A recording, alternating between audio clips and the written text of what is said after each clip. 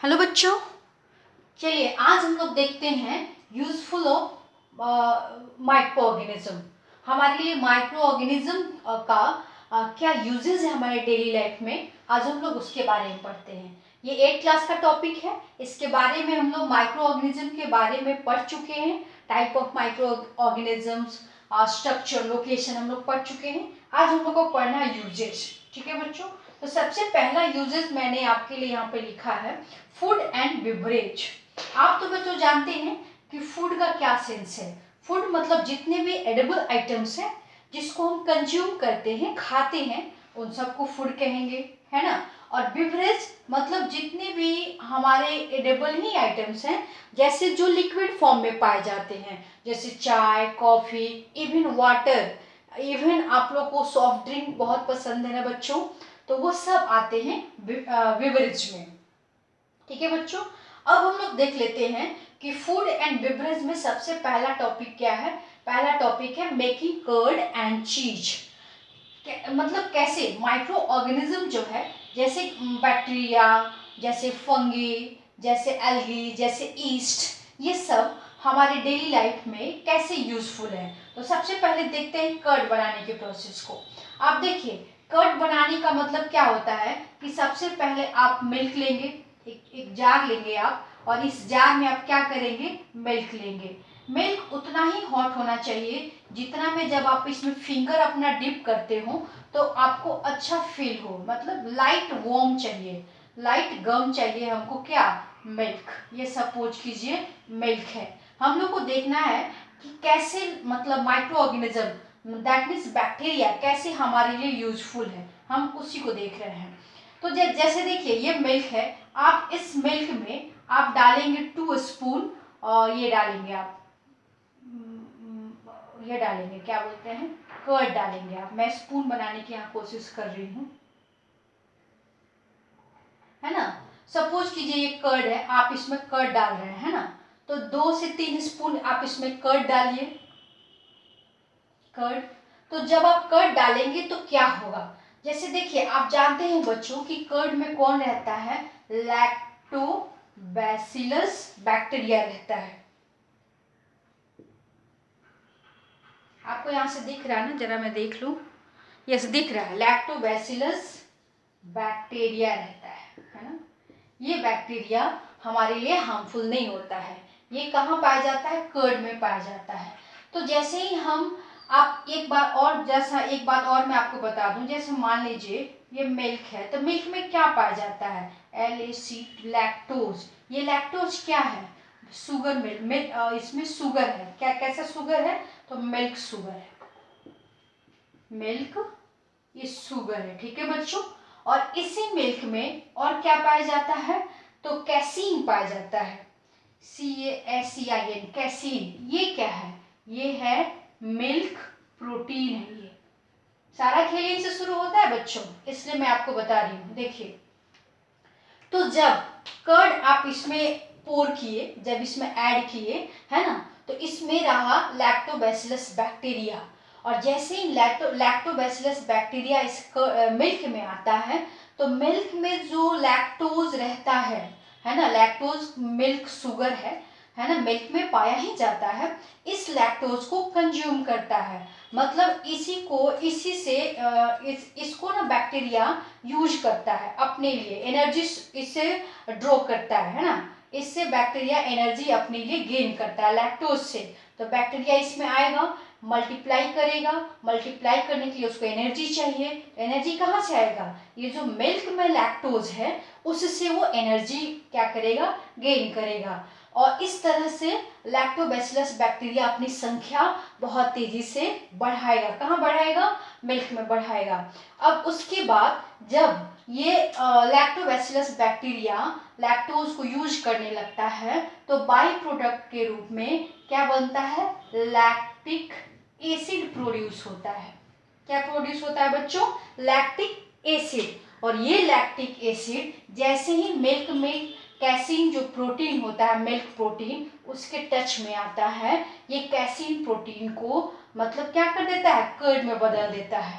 Curd में बदल देने का मतलब है कि कैसीन जब तक मिल्क में है तब तक ये सॉल्युबल है, जब तक ये मिल्क में है ये कैसीन प्रोटीन सॉल्युबल है। लेकिन जैसे ही लैक्टोबैसिलस के द्वारा जब लैक्टिक एसिड प्रोड्यूस किया गया है ना, तो इसके टच में आते हैं ये कैसीन इनसॉल्युबल हो जाता है, और यही इनसॉल्युबल जो मिल्क है आप उसी को कर्ड कहते हैं। दही में पानी हो जाता है ना बच्चों, यदि दही मिट्टी के बर्तन में नहीं बनाया जाता है तो उसमें वाटर अलग दिखता है, मतलब पानी अलग दिखता है और दही अलग दिखता है। तो उसका कारण यही है, ये कैसीन जब तक मिल्क में है तब तक वो वाटर सॉल्युबल है, लेकिन जैसे ही ये दही में कन्वर्ट हो जाता है तो यही कैसीन मतलब सॉल्युबल नहीं होता है और उसको हम लोग कर्ड कहते हैं।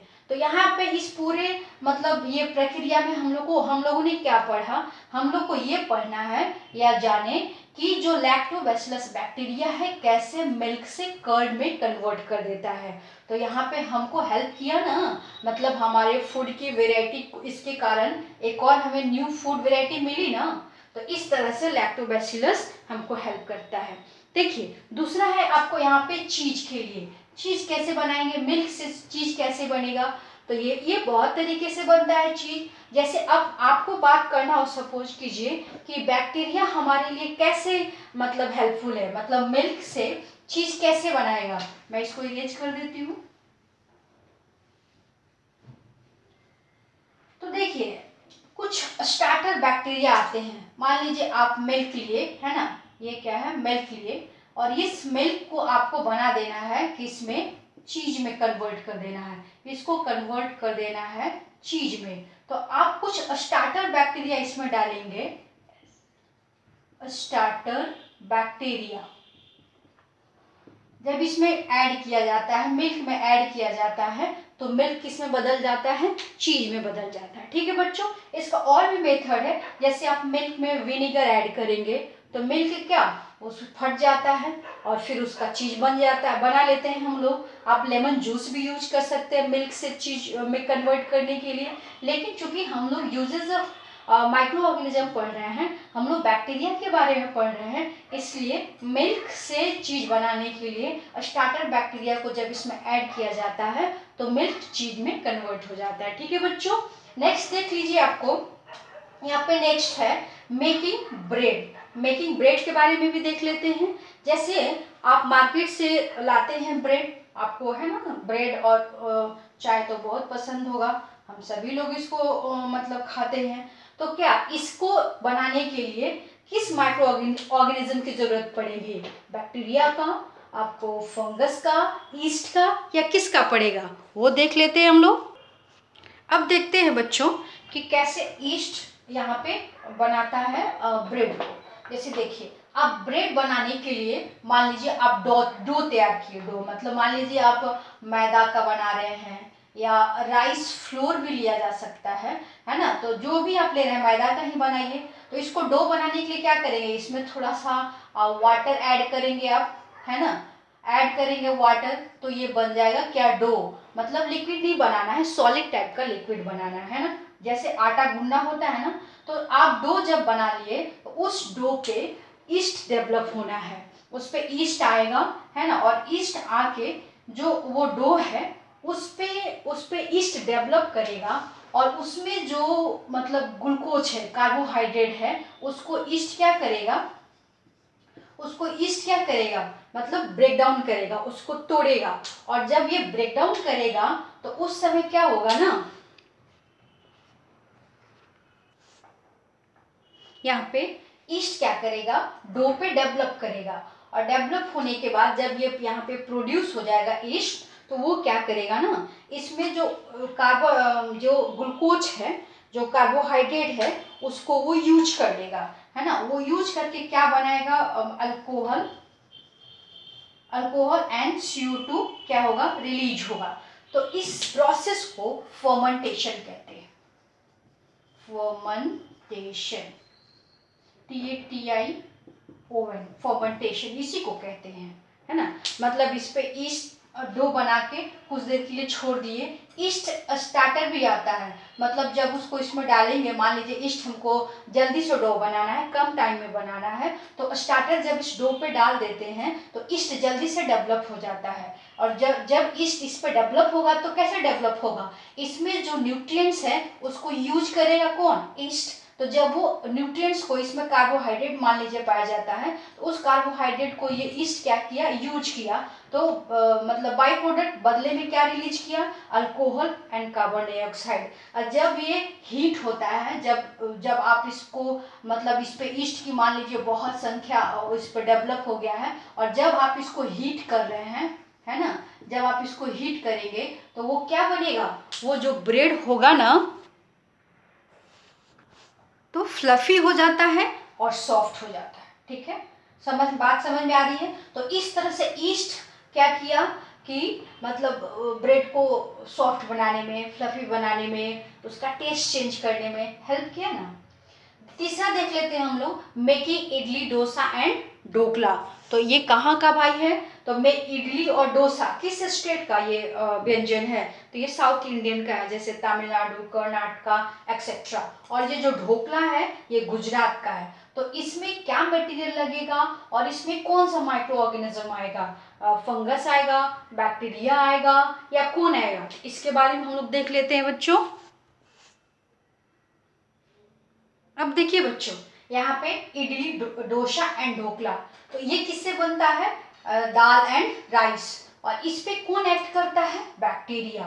एक्ट क्या करेगा, फर्मेंटेट कर देगा, मतलब इसमें जो न्यूट्रिएंट्स है उसको यूज करे बैक्टीरिया। अब बदले में क्या करेगा, उसको फर्मेंटेट कर देगा। फर्मेंटेट करने के कारण क्या होगा, इसका जो क्वांटिटी है वो बढ़ जाएगा, है ना, राइज हो जाएगा। और इसके बाद जब इसको बेकिंग करेंगे, जब इसको हीट करेंगे, तो वो क्या हो जाएगा, बहुत ही सॉफ्ट और क्या हो जाएगा, फ्लफी हो जाएगा। ठीक है बच्चों, फ्लफी और सॉफ्ट हो जाएगा। ठीक, यहाँ पे यही प्रोसेस हो रहा है। दोनों में अंतर ये है कि यहाँ बैक्टीरिया यूज हो रहा है, यहाँ पे ईस्ट यूज हो रहा है। मतलब यहाँ पे या इस पे ढोकला किससे बनता है, चना के आटा से बनता है ना, बेसन से बनता है मतलब। और इस पे ईस्ट डेवलप होता है, यहाँ पे बैक्टीरिया हो रहा है। दोनों को ही फर्मेंटेट होना है, और उसके बाद फर्मेंटेट होने में कुछ घंटा टाइम लगता है, क्योंकि बैक्टीरिया आएगा, फिर इसको खाना, इससे अपना न्यूट्रिएंट्स ड्रॉ करेगा, अपनी नंबर्स बढ़ाएगा, तो इसमें थोड़ा टाइम तो लगता है ना, तो कुछ घंटा टाइम लगेगा, 2-4 घंटा लग सकता है। इसी यही प्रोसेस यहाँ भी होगा, इस पे ईस्ट डेवलप होगा, है ना। ईस्ट डेवलप होने के लिए इसमें जो न्यूट्रिएंट्स है एब्जॉर्ब करेगा, है ना, बदले में इस पे क्या देगा, जैसे वहां पे दिया था ना कार्बन डाइऑक्साइड, अल्कोहल, इसी तरह यहाँ पे बाई प्रोडक्ट अपना इस पे ऐड करेगा, जिसके कारण ढोकला क्या हो जाता है, फ्लफी और सॉफ्ट हो जाता है। तो कहने का सेंस है कि हम लोग इस टॉपिक में पढ़ रहे हैं कि माइक्रो ऑर्गेनिज्म कैसे हमारे लिए यूजफुल है। तो देखिए ये बैक्टीरिया ईस्ट हमारे लिए कैसे यूजफुल है। अब देख लीजिए, manufacture of alcohol and alcoholic drink, इसके बारे में भी देख लेते हैं। देखते हैं बच्चों, अब यहाँ देखिए, ये manufacture of the alcohol and alcoholic drink में आप देखिए कैसे क्या होता है। यहाँ भी फर्मेंटेशन की प्रोसेस होती है। तो फर्मेंटेशन में क्या होगा कि जिस मतलब एडेबल आइटम्स में, फूड में शुगर पाया जाएगा, उस पर क्या डेवलप होगा, ईस्ट। और ईस्ट जब डेवलप होगा तो उसमें जो न्यूट्रिएंट्स होगा वो एब्जॉर्ब करेगा और बदले में रिलीज करेगा अल्कोहल। तो इस प्रोसेस को कहते हैं फर्मेंटेशन ऑफ द शुगर। ठीक है बच्चों, तो और फर्मेंटेशन ऑफ द शुगर कहते हैं, तो इससे बनता क्या है, मतलब इसी प्रोसेस के द्वारा अल्कोहलिक ड्रिंक्स बनते हैं। मैं बहुत सिंपली आपको समझाने की कोशिश कर रही हूँ कि फर्मेंटेशन ऑफ द शुगर, जैसे शुगर मान लीजिए ग्रेप्स भी मीठा लगता है, जैसे शुगर तो आपको व्हीट में भी पाया जाता है, बार्ली में भी पाया जाता है। तो आप बोलोगे कि कैसे पाया जाता है शुगर, सपोज कीजिए कि प्लांट्स है, सपोज कीजिए बच्चों कि प्लांट्स है, तो प्लांट्स फोटोसिंथेसिस के दौरान आखिर क्या अपने आप अपने मतलब फोटोसिंथेसिस के दौरान अपने लिए और हम लोग के लिए क्या प्रोड्यूस करता है, कार्बोहाइड्रेट करता है। और कार्बोहाइड्रेट को ग्लूकोज ही तो कहते हैं, और ग्लूकोज को शुगर तो कहते हैं। शुगर कहते हैं ना। तो वही बात है कि प्लांट जो फोटोसिंथेसिस के दौरान शुगर ही प्रोड्यूस करता है। तो बार्ली भी प्लांट है, व्हीट भी प्लांट है, ग्रेप्स भी प्लांट का ही प्रोडक्ट है। तो इस तरह से हम कह सकते हैं ना कि उसमें शुगर है। तो देखिए, तो शुगर पे ईस्ट का डेवलपमेंट को क्या कहेंगे, फॉर्मेंटेशन ऑफ शुगर। शुगर का ही तो फॉर्मेंटेशन हो रहा है। इसी प्रोसेस से अल्कोहलिक ड्रिंक्स बनता है, जैसे बियर और वाइन। अब एक और अंतर यहाँ पे दिखाया जा रहा है कि बियर किससे बनेगा, बार्ली से। बार्ली भी तो प्लांट का प्रोडक्ट है और ग्रेप्स भी प्लांट का प्रोडक्ट है। तो इसमें जो शुगर होगा इसका फर्मेंटेशन होगा ईस्ट के प्रेजेंस में और फिर उससे वाइन बनेगा। बार्ली में जो शुगर होगा उस पर ईस्ट डेवलप करेगा, उसका फर्मेंटेशन करेगा और फिर क्या बनाएगा, क्या उससे बनेगा, बियर बनेगा। ठीक है बच्चों, नेक्स्ट हम लोग देख लेते हैं मेकिंग मेडिसिन्स एंड वैक्सीन्स। ठीक है, अब देख लेते हैं हम लोग कि एक और आपके बुक में दिया हुआ है एल्गीन, है ना। एल्गीन कहाँ से मिलता है, तो मैं यहाँ पे देखिए लिख दी हूँ कि एल्गीन जो होता है ना, मेराइन, सी वाटर मतलब मेराइन ब्राउन एल्गी से बना हुआ होता है। इसी से ये एक्सट्रैक्ट किया जाता है। एल्गीन जो होता है इसी से एक्सट्रैक्ट किया जाता है और ये काम आता है, मतलब उसका परत दर परत चढ़ाने के लिए, मतलब मोटाई कह लीजिए, थिकनिंग कह लीजिए, थिकन करना, फूड के आइटम्स को थिकनिंग करना, है ना, थिकन करना। तो जैसे आइसक्रीम आप लोग खाते हैं, जेलीज खाते हैं, तो वो सब इसी एल्गीन से बनता है। और एल्गीन कहाँ से बनता है, तो ये मेराइन ये है, मतलब लिविंग बीइंग है, मेराइन ब्राउन एल्गी है ना, जिससे कि एल्गीन प्राप्त होता है। अब हम लोग देख लेते हैं लास्ट कि मेकिंग मेडिसिन एंड वैक्सीन। तो आप तो बच्चों जानते हैं कि मेडिसिन क्या होता है, मतलब जितने भी मेडिसिन का मतलब कि जितनी भी दवाइयाँ, पिल्स, है ना, वो हम लोग लेते हैं किस लिए, तो अपने बॉडी को इन्फेक्ट फ्री करने के लिए। मेडिसिन और वैक्सीन में अंतर यही होता है कि ये वैक्सीन जो होता है ना, ये तैयार किया जाता है और इसको वैक्सीनेशन, मतलब इसमें भी ये भी मेडिसिन ही है। और मेडिसिन जो होता है ना, हमें मतलब इंजेक्ट किया जाता है ताकि हमारे बॉडी पे माइक्रोब्स का कोई इफेक्ट ना हो। जैसे स्मॉल पॉक्स का टीका पड़ता है, जैसे आपको हेपेटाइटिस का टीका पड़ता है, तो उसको वैक्सीनेशन कहते हैं और वैक्सीन से ही वैक्सीनेशन होगा। तो मेडिसिन और वैक्सीन बनाने में कौन से माइक्रो ऑर्गेनिज्म का ज़्यादा यूज होता है उसके बारे में हम लोग पढ़ेंगे। तो आपके बुक में दिया हुआ एक टर्म है एंटीबायोटिक्स, पहले उसके बारे में देख लीजिए। एंटीबायोटिक्स, ये एंटीबायोटिक्स क्या होता है, एंटीबायोटिक्स को कहा जाता है अगेंस्ट, इसका अर्थ होता है अगेंस्ट लाइफ, अगेंस्ट लाइफ, इसका शाब्दिक अर्थ यही होता है कि अगेंस्ट लाइफ।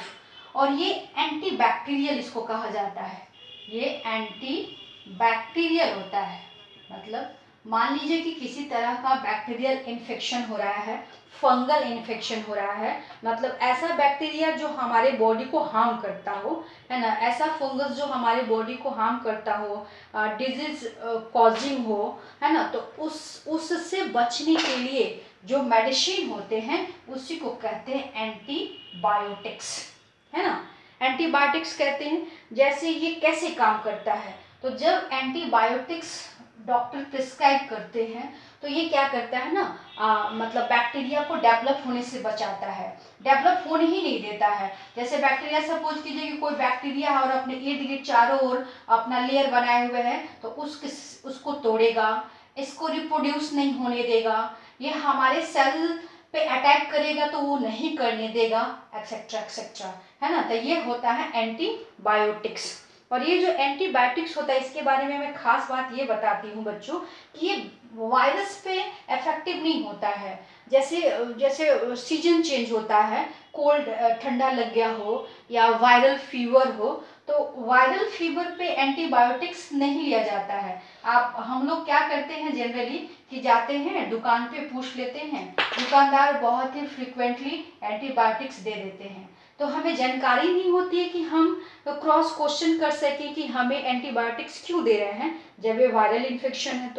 तो इसी बात की तो जानकारी के लिए हम लोग पढ़ रहे हैं कि एंटीबायोटिक्स फंगल इन्फेक्शन पे इफेक्टिव है, बैक्टीरियल इन्फेक्शन पे इफेक्टिव है, लेकिन वायरल जो भी वायरल डिजीज है उस पर इफेक्टिव नहीं है। आप पूछेंगे क्यों नहीं है? क्योंकि वायरस का जो कॉम्पोजिशन होता है, वायरस जिस चीज का बना होता है उसी चीज का बैक्टीरिया नहीं बना होता है, इन दोनों के कंपोजिशन में अंतर होता है। तो ये इसकी जो दायरा है, इसकी जो क्षमता है वो बैक्टीरियल फंगल इन्फेक्शन को ही अटैक कर सकता है। ठीक है बच्चों, तो और देख लेते हैं जरा सा कि इसमें कौन कौन से मेडिसिन हैं।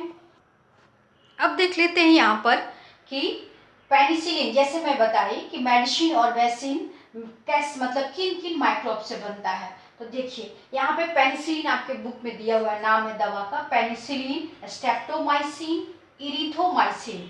पेनिसिलिन, स्ट्रेप्टोमाइसिन, इरिथ्रोमाइसिन, है ना, ये सब मेडिसिन के नाम हैं। और ये सब क्या हैं? ये सब एंटीबायोटिक्स हैं, ये सब एंटीबायोटिक्स हैं। लेकिन अपने से ट्रीटमेंट नहीं करना है, आपको डॉक्टर से जाके डॉक्टर से सलाह लेके ही ट्रीटमेंट करना है। एग्जाम्पल बताया जा रहा है कि माइक्रोब से मतलब दवाइयाँ बनती हैं। तो देखिए पेनिसिलिन जो है किससे बना है? तो कॉमन पेनिसिलिन मोल्ड से बना है। मोल्ड याद है ना बच्चों, आप लोग पढ़े थे कि बैक्टीरिया, फंगी, ये सब याद है ना। तो मोल्ड आप लोग पढ़े थे, फंगी में पढ़े थे बच्चों। 4th नंबर जो है ना फंगी, आप उसमें पढ़े थे मोल्ड। तो देखिए उससे बना है ये।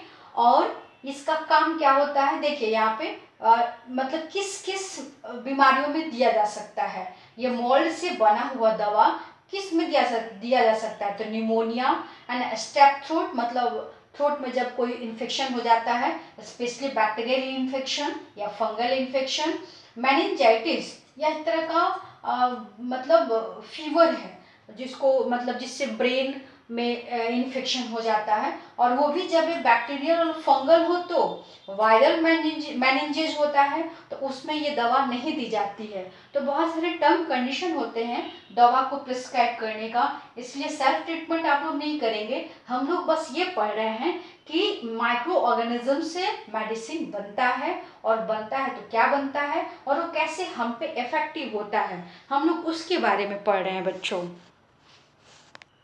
और देखिए ये जो वैक्सीन्स है ना बच्चों, ये माइक्रो ऑर्गेनिज्म से ही बनता है ना। जैसे ये मेडिसिन बना, ये वैक्सीन जो जैसे माइक्रो ऑर्गेनिज्म को ना को डेड करके, मतलब उसका जो बॉडी का जो ये होता है डेड, उसके डेड पार्ट से ही, जैसे consist of dead and weakening microbes से बनता है क्या? वैक्सीन्स बनता है। और ये वैक्सीन्स या तो खाया जाता है, मतलब खिलाने वाला पिल्स बना हो, या फिर इंजेक्ट करने वाला मेडिसिन हो, है ना। तो जब जैसे ही वैक्सीन बॉडी में डाल दिया जाता है, इंजेक्ट कर दिया जाता है, तो ये क्या करता है ना, एंटीबॉडीज बनाता है ना। अभी आप यहाँ पे पढ़े थे एंटीबायोटिक्स, अभी आप पढ़े थे यहाँ पे एंटीबायोटिक्स, और अभी मैं बोल रही हूँ एंटीबॉडीज, है ना।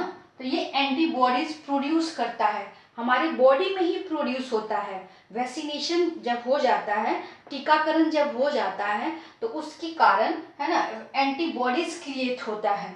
और एंटीबॉडीज क्या करता है? हमारे इम्यून सिस्टम को, मतलब जो बीमारियों से लड़ने वाली क्षमता वाली जो इम्यून सिस्टम है हमारी बॉडी में, उसको क्या कर देता है? बूस्ट करता है। कैसे बूस्ट करता है? एंटीबॉडीज बनाकर। और जब एंटीबॉडीज हमारी बॉडी में प्रोड्यूस हो जाता है, डेवलप हो जाता है, तो फिर बैक्टीरिया हो या फिर और कोई इन्फेक्शन हो, वो शरीर पे इफेक्टिव नहीं होता है, उसका असर नहीं होता है। ठीक है बच्चों, तो आप समझे कि कैसे मेडिसिन और वैक्सीन में माइक्रो ऑर्गेनिज्म का यूज होता है। अब हम लोग नेक्स्ट पढ़ लेंगे इसके बारे में कि माइक्रो ऑर्गेनिज्म के कुछ हार्मफुल इफेक्ट भी होते हैं, और इसके अलावा भी अभी तक तो हम लोग डिस्कस किया फूड एंड बेवरेज में। अब एग्रीकल्चर में इसका क्या यूजेस है, आपको इंडस्ट्रीज में क्या यूजेस है, और भी क्लीनिंग में इसका क्या यूजेस है, वो भी हम लोग देख लेंगे। इसके बाद वाले वीडियो में मैं बता दूंगी आपको, ठीक है ना। ये बहुत लंबा वीडियो हो जाएगा, तो दूसरे वीडियो में मैं बाकी के बारे में बता दूंगी। ठीक है बच्चों, थैंक यू।